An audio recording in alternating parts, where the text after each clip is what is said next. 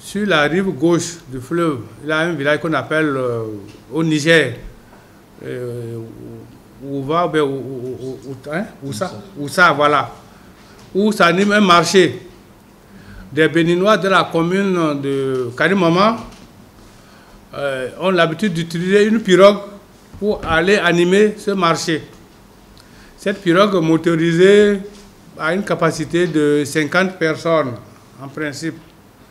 Mais comme c'est juste le marché et que la population généralement ne suit pas les conseils que leur donne, de sécurité qu'on leur donne, se sont positionnés sur près de 100 personnes. C'est à quelques mètres de l'embarcadère de Oussa là que la barque a chaviré. Et vous savez, nos pratiques ici, les gens ne font pas comment on appelle ça? La liste de ceux qui embarquent. Donc, on ne sait pas exactement le nombre de personnes, mais on a pu sauver 64 personnes. Grâce, parce que c'est au bord de la berge, donc les gens qui attendaient l'arrivée de la pirogue, des autochtones qui étaient là-bas, se sont jetés dans l'eau pour sauver 64 personnes.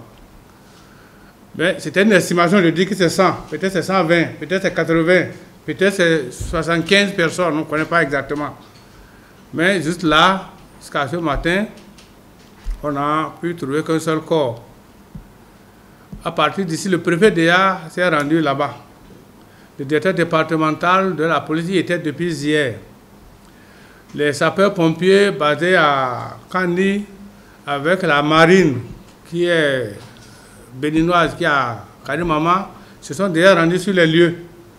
C'est d'ailleurs ces formations qui ont rapatrié les rescapés qui sont majoritairement des Béninois.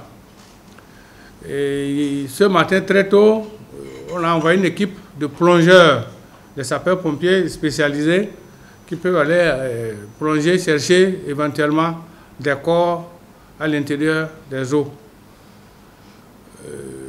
La personne, le corps qu'on a retrouvé, c'est une Nigérienne. Elle est d'origine du village Oussa là, et mariée à un Béninois sur la rive droite. Voilà le point de la situation à la date d'aujourd'hui. Conformément à la loi, les conducteurs de la pirogue ont été mis aux arrêts pour n'avoir pas suivi les consignes de sécurité qu'on leur prodigue tout le temps.